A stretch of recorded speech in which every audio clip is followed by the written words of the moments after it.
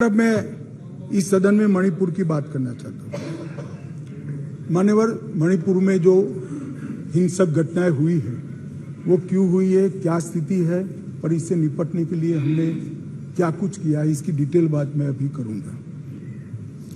परंतु मैं विपक्ष की इस बात से सहमत हूं कि वहां पर हिंसा का तांडव हुआ है और इस हिंसा के तांडव से कोई सहमत नहीं हो सकता। मान्यवर, हम भी सहमत नहीं, उनसे ज्यादा दुख हमें है मान्यवर, परंतु ये परिस्थिति जन्य है। मैं बताना चाहता हूं, इसी घटनाओं का कोई समर्थन नहीं कर सकता। समाज नाते हमें शर्म आई, इस प्रकार की घटनाएं वहां हुई है, इससे कोई इनकार नहीं।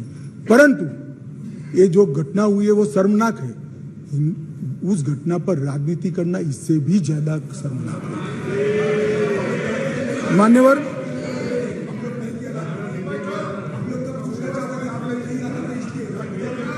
मैं बताता हूं,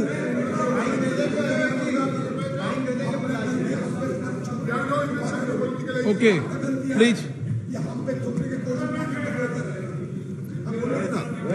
ये गलती आपकी है यार, आपके टाइम में बोलना पड़ेगा। मेरे टाइम में सारे इल्जाम, प्लीज गलती आपकी है। हम तो सवाल पूछने वाला है और आप हमारे ऊपर दोबारा इल्जाम थोपने की कोशिश कर रहे हैं। सियासत तो आप कर रहे हैं, हम कहां सियासत किए। प्रधानमंत्री गए नहीं, प्रधानमंत्री जी की उपस्थिति।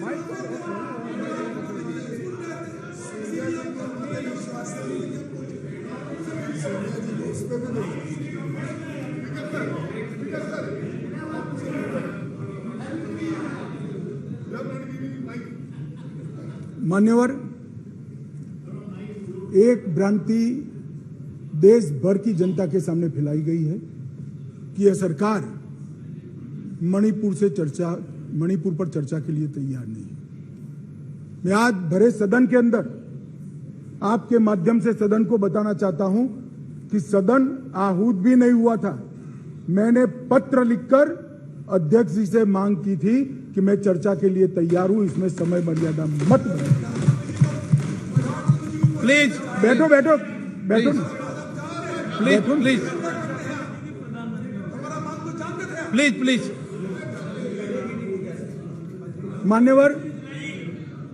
मान्यवर, मैं डे 1 से चर्चा के लिए तैयार था, मगर वो चर्चा नहीं चाहते, उनको विरोध करना था।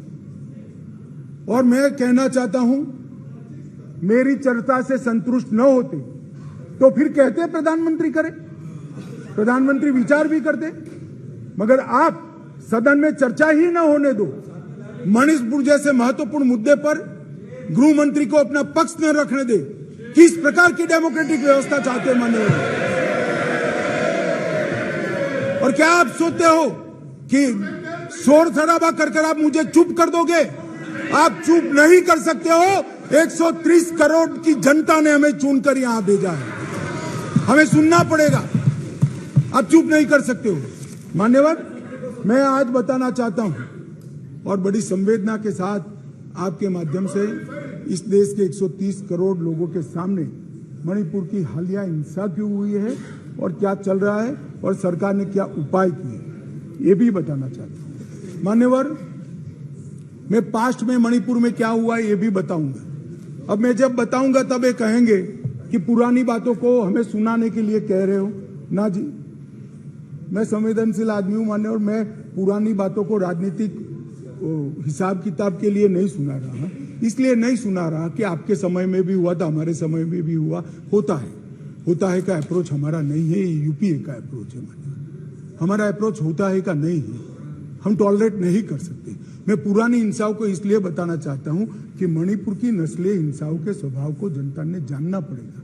नस्लीय हिंसा मणिपुर में जब जब होती है तब किस प्रकार से होती है वो भी जानना पड़ेगा। इसलिए मैं पुरानी हिंसाओं को भी रखूंगा। आपके मन में ये भ्रांति न हो, ये सवाल ना आए कि पुराना क्यों बता रहे। मान्यवर, 6 साल से करीब 6.5 साल से मणिपुर में भारतीय जनता पार्टी की सरकार है। मणिपुर में भारतीय जनता पार्टी सरकार बनी तब से 3 मई तक एक भी दिन कर्फ्यू नहीं डालना पड़ा।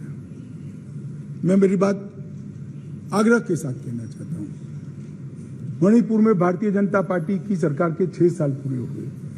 6 साल में मणिपुर में एक भी दिन कर्फ्यू नहीं डालना पड़ा। मणिपुर के अंदर एक भी दिन बंद नहीं रहा। मणिपुर के अंदर एक भी दिन ब्लॉकेड नहीं हुआ और उग्रवादी हिंसा लगभग समाप्त हो गई। ये 6 साल का भारतीय जनता पार्टी के शासन का इतिहास था। 2021 में हमारे देश की पड़ोस में म्यांमार में सत्ता परिवर्तन हुआ और म्यांमार में वहां पर मिलिट्री का शासन आया, डेमोक्रेटिक सरकार गिर गई और वहां पर एक कुकी डेमोक्रेटिक फ्रंट है, इसने लोकतंत्र के लिए आंदोलन चालू करा। जब कुकी डेमोक्रेटिक फ्रंट ने लोकतंत्र के लिए आंदोलन चालू करा, वहां की मिलिट्री शासन ने इन पर कड़ाई करना शुरू की, दबिश बनाना शुरू की और चूंकि म्यांमार की बॉर्डर फ्री बॉर्डर है मान्यवर, वहां फेंसिंग नहीं है और आज से नहीं, आजाद हुए तब से नहीं है, फेंसिंग नहीं है। तो बहुत बड़ी मात्रा में मिजोरम और मणिपुर के अंदर कुकी भाइयों का वहां शरणार्थी नाते यहां आना शुरू हुआ। मैं इसलिए कहना चाहता हूं मान्यवर, क्योंकि उनका झगड़ा मणिपुर की मिलिट्री से था और दबिश शुरू हुई इसलिए आया। अरे म्यांमार की मिलिट्री से था और दबिश शुरू हुई इसलिए वो यहां पर आए। मान्यवर, हजारों की संख्या में कुकीज आदिवासी भाई यहां आना शुरू हो गए और परिवार बसने लगे। कहां बसेंगे? तो जंगल में बसने लगे और एक प्रकार से मणिपुर के बाकी हिस्सों में एक असुरक्षा की भावना हुई कि हमारी जनसांख्यिकी बदल जाएगी। हमने उसको देखा। उसी वक्त मान्यवर हमने गृह मंत्रालय में 2022 में निर्णय किया कि अब ये बॉर्डर को खुला नहीं कर सकते, बॉर्डर बनानी पड़ेगी, फेंसिंग करनी पड़ेगी। हमने 10 किलोमीटर फेंसिंग पूरी कर दी है, 60 किलोमीटर का काम चालू है और 600 किलोमीटर का सर्वे चालू है। आपने 2014 तक कभी फेंसिंग नहीं की। हमने दूरंदेशी से 30 में दंगे हुए, 21 में ही फेंसिंग का काम शुरू कर दिया था। 10 किलोमीटर ट्रायल फेंसिंग बन चुकी है, 60 किलोमीटर का काम चालू है और 600 किलोमीटर का सर्वे बाकी, जिससे ये घुसपैठ को रोका जा सके। फिर एक अनरेस्ट खड़ा होने लगा क्योंकि वहां जनसांख्यिकी बहुत निर्णायक होती है मान्यवर। घाटी में कुकी भाई रहते हैं, पहाड़ पर ट्राइबल भाई रहते हैं, तो उनके घाटी में मतई रहते हैं और पहाड़ पर कुकी और नागा ट्राइबल भाई रहते हैं। तो एक जनसांख्यिकी के बदलाव का बड़ा दबाव रहता है कि हमारी संख्या, हम अल्पमत में आ जाएंगे। तो इसके लिए हमने लगभग जनवरी महीने से हमने वहां पर जितने भी शरणार्थी आए थे उनको एक परिचय पत्रक देने की शुरुआत की। उनका थंब इंप्रेशन लिया, आई इंप्रेशन लिया और थंब इंप्रेशन और आई इंप्रेशन को वोटर लिस्ट और आधार कार्ड के नेगेटिव लिस्ट में डालने का काम किया। ऐसा नहीं है मान्यवर कि यहाँ गृह मंत्रालय के कंट्रोल रूम में कोई आंख मूंद कर हुआ। 2023 में दंगा हुआ, 21 में हमने फेंसिंग चालू करी, 22 में हमने फेंसिंग चालू करी और 23 की शुरुआत में हमने थंब इंप्रेशन और आई इंप्रेशन लेने की शुरुआत की और उसको भारत के वोटर लिस्ट और आधार के नेगेटिव लिस्ट में डालने की। फिर भी ये जिस प्रकार से संख्या बढ़ती गई, एक असुरक्षा की भावना मतई लोगों में फैलती गई। मान्यवर, ये जो वहां पर एक फ्री रेजिम है, नेपाल की तरह वहां पासपोर्ट नहीं चाहिए। अब ये मत कहना है कि हमने क्यों नहीं करा, 1968 से करा हुआ है भाई। 1968 से एक समझौता है भारत और ब्रह्मदेश की सरकारों के बीच में कि बॉर्डर के 40 किलोमीटर से जो अंदर आएगा या यहां से 40 किलोमीटर से आएगा उसको पासपोर्ट नहीं चाहिए। ये समझौता है, किसी को रोकना भी असंभव था। और इतने हजारों किलोमीटर की बॉर्डर में बाढ़ भी नहीं लगी थी, फेंसिंग भी नहीं थी, तो संख्या बढ़ती गई और असुरक्षा बढ़ती गई। इतने में एक अफवाह फैल गई 29 तारीख अप्रैल को कि 58 ये वसाहतें जो थी शरणार्थियों की, उसको गांव घोषित कर दिया गया। अब गांव घोषित करने की अफवाह से ही घाटी में बहुत बड़ा अनरेस्ट शुरू हुआ मान्यवर। और वो अनरेस्ट को भी हमने माइक वाली जीपे चलाई, बताया गया कि भाई कोई गांव घोषित नहीं हुआ है, मगर अफवाहें जब फैलती है तब फैलती है, अविश्वास का वातावरण। और घोषित जंगल गांव घोषित किया, जंगल गांव घोषित किया, जो वसायतें थी उसको, तो उनको लगा है परमानेंट अब यही बस जाएंगे, तो एक अनरेस्ट खड़ा हुआ।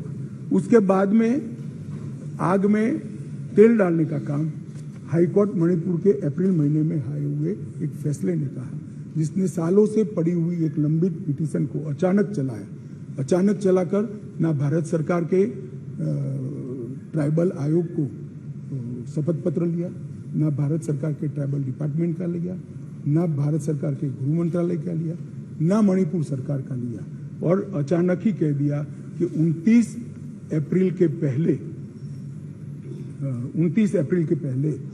इस मतई जाति को ट्राइबल घोषित कर दीजिए। इससे पहाड़ पर बहुत बड़ा अनरेस्ट हुआ, ट्राइबलों में बड़ा अनरेस्ट हुआ कि अब मतई ट्राइबल बन जाएंगे तो हमारी नौकरी हो गई। स्पर्धा का भाव होता है और स्वाभाविक है, एक कोई कानूनी प्रक्रिया के बगैर एक ऑर्डर कर दिया गया, जिसके कारण ऊपर भी, नीचे ऑलरेडी अनरेस्ट चालू था, ऊपर भी अनरेस्ट हुआ, और 3 तारीख को एक रोली के अंदर एक क्लैश हो गया, और क्लैश होने के बाद दंगे चालू हुए, जो अब तक अशांत परिस्थिति को बनाए हुए। अब इस परिस्थिति को आप वो क्यों नहीं गा, ये क्यों नहीं गा, इस तरह से आप तुलना मत करिए। ये परिस्थिति जन्य दंगे है मान्यवर। मैं आगे भी कहना चाहता हूँ, इसके साथ एक बहुत बड़ी बात दूसरी भी हुई है कि वहाँ मिलिट्री का शासन आने के बाद थोड़ी ढिलास आ गई है, और नारकोटिक्स का भी बहुत बड़ी तस्करी म्यांमार की ओर से मणिपुर की ओर हुई है। इसके व्यापार से भी बहुत बड़ा अनरेस्ट हुआ है। मगर जो क्लिंचिंग चीज थी वो कोर्ट का जजमेंट थी, उसकी अंतिम तारीख 29 मई थी, और इसके विरोध में एक जुलूस निकला। जुलूस में दोनों ग्रुपों के बीच में भिड़ंत हुई, और देखते देखते घाटी में और पहाड़ पर दोनों जगह एक दूसरे पर हमले करना, हिंसा करना शुरू हो गया। मान्यवर, अब 2 सवाल हैं कि हिंसा शुरू करने के बाद क्या किया, मैं उस पर बाद में जाता हूँ। इतनी ही शांति से बताऊंगा, कोई जरा भी मन में, मैं कि कोई किसी चीज से भागना नहीं चाहता, भागना मेरा स्वभाव ही नहीं है भाई, मैं किसी भी चीज से भागना नहीं। मगर मणिपुर की नस्लीय हिंसाओं के इतिहास को समझना पड़ेगा। 1993 में श्री पीवी नरसिम्हा राव जी प्रधानमंत्री थे, राजकुमार दोरेंद्र सिंह कांग्रेस के नेता मुख्यमंत्री थे, और नागा कुकी संघर्ष हुआ। नागा कुकी भी नस्लीय हिंसा थी, और उस वक्त 750 लोग मारे गए, 200 लोग घायल हुए, 45,000 लोग शरणार्थी थे, और 1.5 साल तक ये हिंसा अविरत रूप से चलती रही। अब ये कहते हैं प्रधानमंत्री जी क्यों नहीं बोले?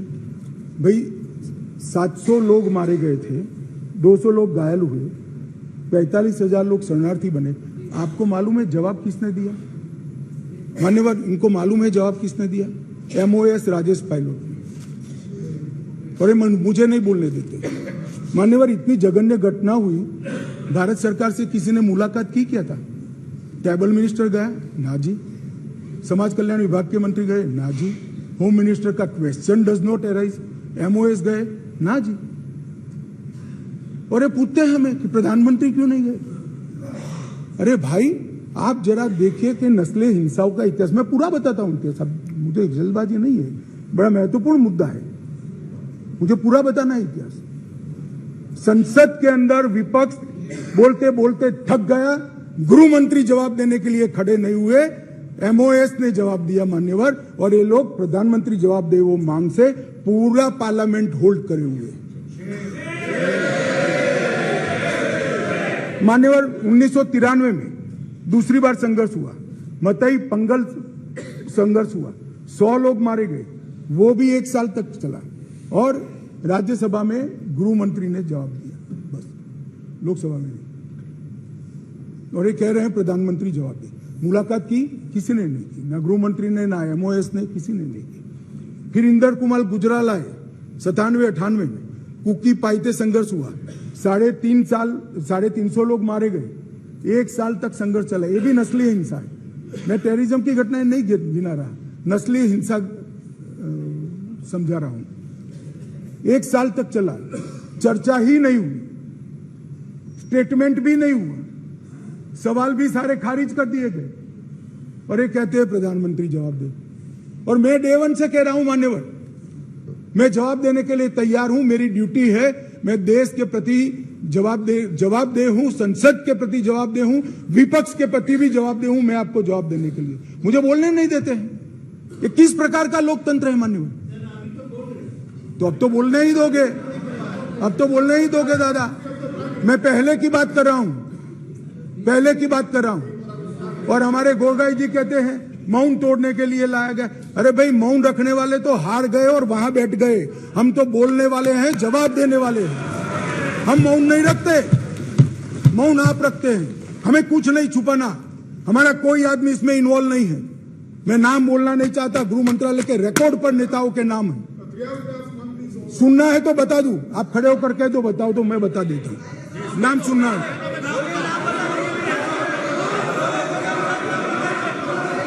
मान्यवर, बाद में 2004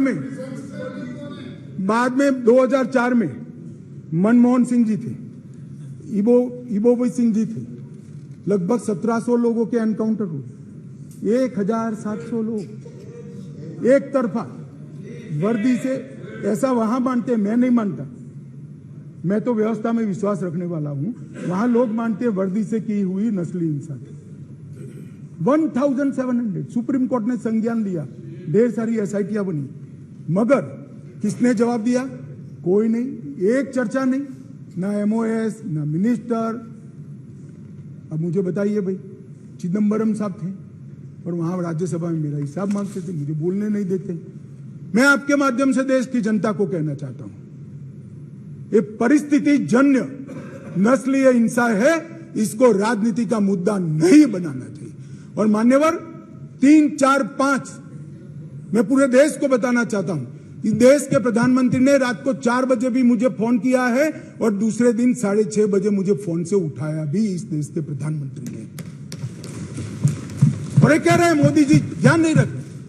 मान्यवर, 3 दिन तक लगातार हमने यहां से काम करने का काम किया, 16 वीडियो कॉन्फ्रेंस करी, 36,000 लोग सिक्योरिटी फोर्सेस सीएपीएफ के वहां पहुंचाए, वायुसेना के विमानों का उपयोग किया, चीफ सेक्रेटरी बदल दिया गया, डीजीपी बदल दिया गया, सुरक्षा एडवाइजर भेज दिया गया, चीफ सेक्रेटरी भारत सरकार ने भेजा, डीजीपी भारत सरकार ने भेजा, सुरक्षा एडवाइजर भारत सरकार। ये सब 4 तारीख की शाम को समाप्त हो गया था।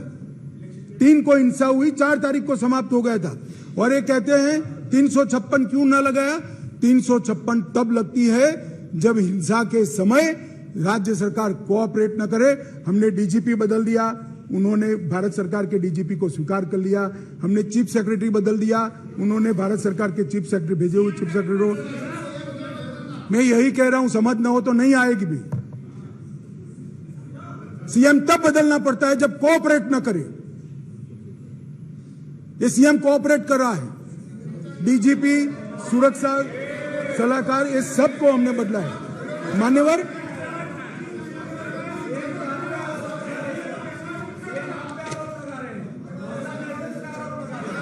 भाई बैठ जाओ यार।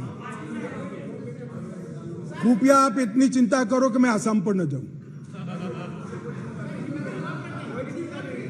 मान्यवर, यूपीए के शासन में वहां नाकाबंदी की जाती थी, ब्लॉकेड लगाए जाते थे। 1 साल में 139 दिन से 30 दिन तक का ब्लॉकेड रहा, 5 साल तक ब्लॉकेड लगे। और उस वक्त पेट्रोल के दाम 1200 रुपये तक पहुंचे थे। हमने 28 दिन में पूरा काम पूरा कर रेलवे को वहां पहुंचा है और अबाधित रूप से आज सप्लाई वहां पर चालू है और दामों को बढ़ने नहीं, अबाधित रूप से। और इतनी कठिन परिस्थिति थी कि कुकी एरिया में मतई ड्राइवर नहीं जा सकते थे, मतई एरिया में कुकी ड्राइवर नहीं जा सकते। हम आसाम से ट्रक भी लाए, ड्राइवर भी लाए, सेना को भी लगाए और जाकर दामों को हमने कंट्रोल करने का काम किया है। मान्यवर, मैं हिंसा की भी आंकड़े देना चाहता हूं। मैं क्यों कह रहा हूं कि आप राजनीति कर रहे हो, मैं लॉजिक के साथ कह रहा हूं। मान्यवर, अब तक 152 लोग मारे गए, इसमें कोई छुपाने की जरूरत नहीं है। ये सोशल मीडिया के जमाने में छिप भी नहीं सकता है और हमारा स्वभाव भी छिपाने का नहीं है। मान्यवर, 152 लोग मारे गए हैं, इसकी एनालिसिस क्या है? मई में 107 मारे गए, मई महीने में, आज हम अगस्त में, जून में 30 मारे गए, जुलाई में 15 मारे गए और अगस्त में अब तक 4 मारे गए। मान्यवर, मई में जो 107 मारे गए उसमें से 68 लोग 3, 4 और 5 में पहले 3 दिन में ही मारे गए। मैं इसके माध्यम से ये कहना चाहता हूं मान्यवर कि हिंसा धीरे धीरे कम हो रही है। हम हिंसा में की आग में तेल डालने का काम न करें, हम तेल न डालें। तेल कैसे डाला जाता है मैं बताता हूं। श्री राहुल गांधी जी यहां से वहां मुलाकात करें, मैं बड़ा स्वागत करता हूं। संवेदना है, मणिपुर की चिंता है। गए, एयरपोर्ट पर उतरे, उन्होंने कहा कि भाई हमें चूड़ाचांदपुर जाना है। ठीक है भाई, अगले दिन जाने वाले थे, पहले दिन कहा कोई बात नहीं, चाहिए आप जरूर जाना चाहिए। हमने कहा हेलीकॉप्टर से चले जाइए, कि नहीं मैं रोड से जाऊंगा। पुलिस ने रोकना पड़ा।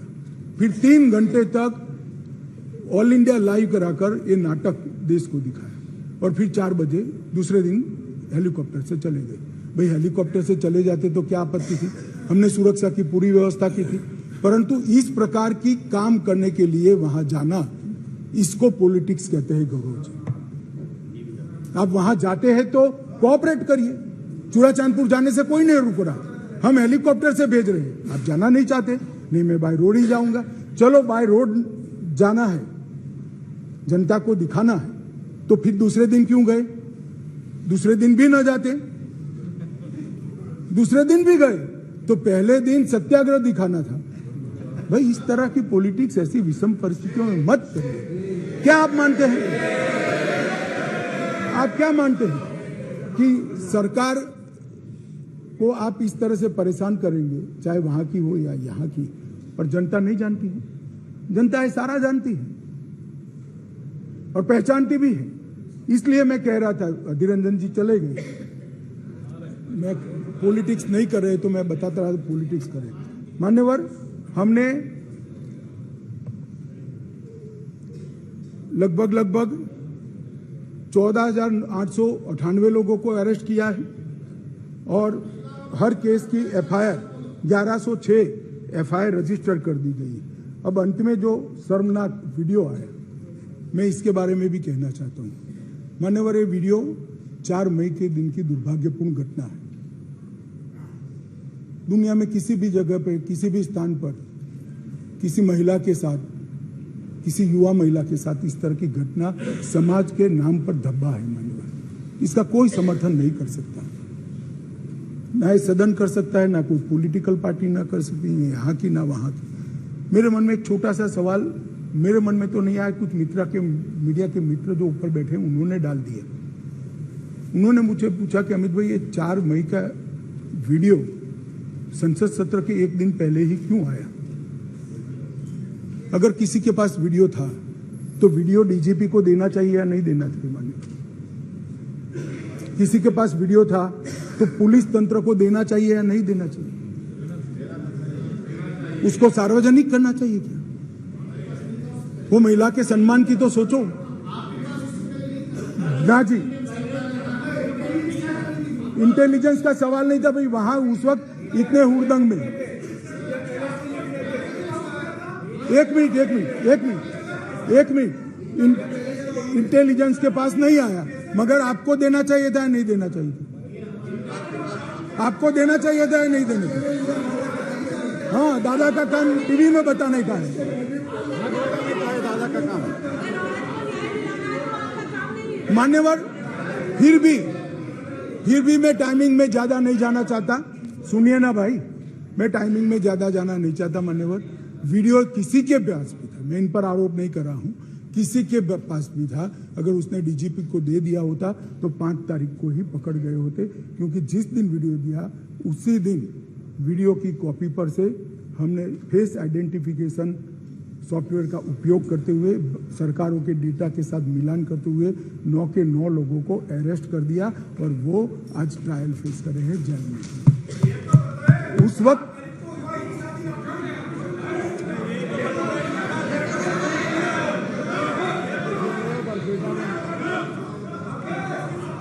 मान्यवर, मैं शांति के लिए किए गए प्रयासों को भी सदन के सदस्यों को बताना चाहता हूं।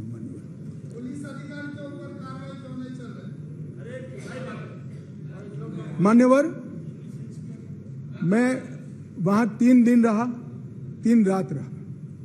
मेरे साथी नित्यानंद जी 23 दिन तक लगातार वहां रहे। MOS होम मिनिस्टर पहली बार नहीं कोई गया ही, पहली बार मैं ही गया हूं। अब तक कोई नहीं गया है। इतने सारे दंगे मैंने जो बताए, नस्ली इंसान, कोई नहीं गया है। MOS 23 दिन रहा, 3 दिन में रहा। मान्यवर, हमने इस सारी की जांच के लिए हाईकोर्ट के सेवानिवृत्त न्यायाधीश का एक कमीशन बना दिया है, जिसमें एक IPS और IAS अफसर भी है। मान्यवर, अध्यक्ष राज्यपाल महोदय को अध्यक्ष बनाकर शांति समिति को हमने वहां पर प्रस्तापित किया है। 36,000 से अधिक सुरक्षा कर्मी, जहां मतई समूह रहता है, जो कुकी रहता है, बीच में बफर जोन बनाकर खड़े हैं। आज भी गुस्सा शांत नहीं हुआ है, परंतु हिंसा इसलिए कम हुई कि बीच में 36,000 पैरामिलिट्री फोर्सेस दिन रात तैनात थे, इसलिए हिंसा कम हुई है। बेहतर इंटर एजेंसी समन्वय के लिए यूनिफाइड कमांड व्यवस्था, क्योंकि वहां BSF भी है, CRPF भी है, असम राइफल भी है, सेना भी है, मणिपुर पुलिस भी है। 5 सुरक्षा एजेंसियों के बीच में बेहतर समन्वय के लिए यूनिफाइड कमांड व्यवस्था बना दी गई है और उसकी चेयरमैनशिप यहां से भेजे गए सुरक्षा सलाहकार के हाथ में है। इस घटनाक्रम के पीछे षड्यंत्र वाले जो 6 केस रजिस्टर किए, 6 के 6 केस पहले CBI को दे दिए गए थे। सुप्रीम कोर्ट ने और 11 केस CBI को दिया है। इसके लिए भी SIT आज गठित हो गई है। मान्यवर, पीड़ित और पुनर्वसन पैकेज दिया गया है। सभी मृत्यु वालों को 10 लाख रुपया चुकाने का काम समाप्त हो चुका है। लगभग 30,000 मैट्रिक टन चावल रातों रात पीयूष भाई ने यहाँ से वहाँ भेजा है, जो अभी बांट रहे हैं। किसी भी क्षेत्र में मेडिकल सुविधाओं का अभाव न हो, इसलिए भारत सरकार की 8 टीमें अलग अलग एम्स से वहाँ कैंप के अंदर कर दी गई है। कोर्ट में मुकदमों में किसी की एक्स पार्टी सुनवाई न हो, इसलिए चारों प्रभावित जिलों के डिस्ट्रिक्ट कलेक्टर के वहाँ वीडियो कॉन्फ्रेंस की सुविधा कर दी है, तो हाईकोर्ट में जाना नहीं पड़ता है। सबकी सुनवाई वहीं से हो रही है। बच्चों का ऑनलाइन एजुकेशन चालू हो गया है। घाटी में 98% स्कूलें खुल गई है, 80% उपस्थिति रहती है। 2% स्कूलों में कैंप चल रहे हैं, वो भी अब अस्थायी शेल्टर बनाने की शुरुआत हमने कर दी है। राहत सामग्री सुलभता से मिले, इसके लिए भी हमने ढेर सारे प्रयास किए हैं और सुरक्षा की समीक्षा भी हर सप्ताह मैं यहाँ से वीडियो कॉन्फ्रेंस से यूनिफाइड कमांड के साथ करता हूँ। गृह सचिव हर दूसरे दिन करते हैं और DI भी हर रोज करते हैं।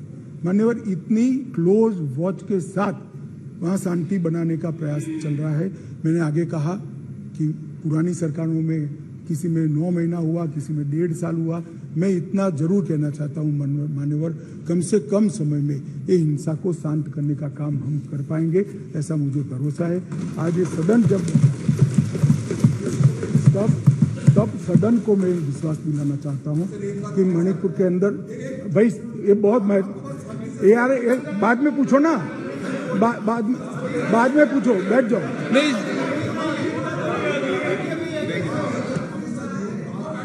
मान्यवर,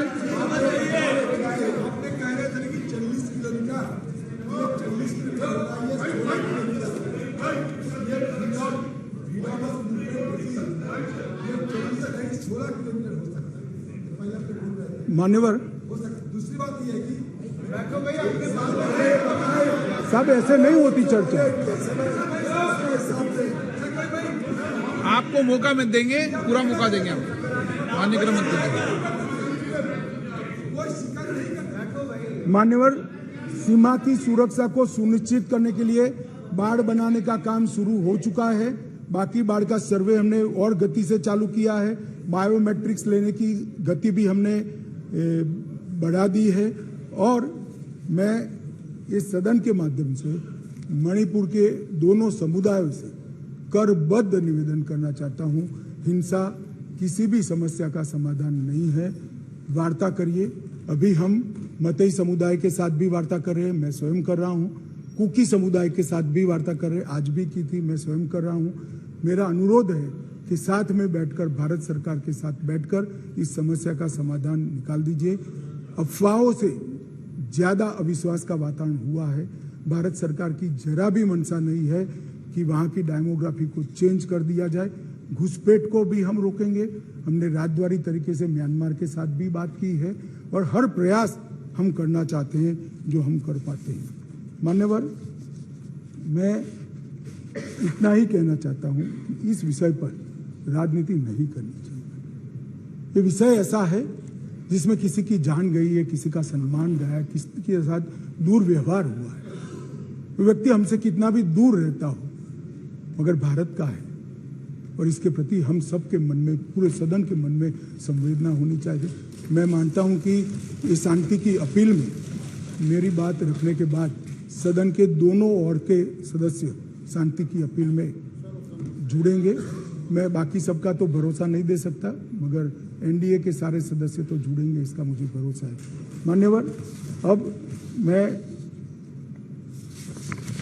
थोड़ा इन लोगों ने जो पॉलिटिकल बात करी है इसका भी जवाब देना चाहता हूं। जो अब तक चर्चा हुई इसमें पॉलिटिकल जो बातें हुई, गौरव गोगोई जी ने मणिपुर के नस्लीय हिंसा, इसके ढेर सारे बात की, आंकड़े बताए। मैं आपके माध्यम से श्री गौरव गोगोई को कहना चाहता हूं और रिकॉर्ड के आधार पर कहना चाहता हूं, सबसे ज्यादा धार्मिक और नस्लीय दंगे किसी के शासन में हुए हैं तो श्री जवाहरलाल नेहरू, इंदिरा गांधी और राजीव गांधी के समय में हुए।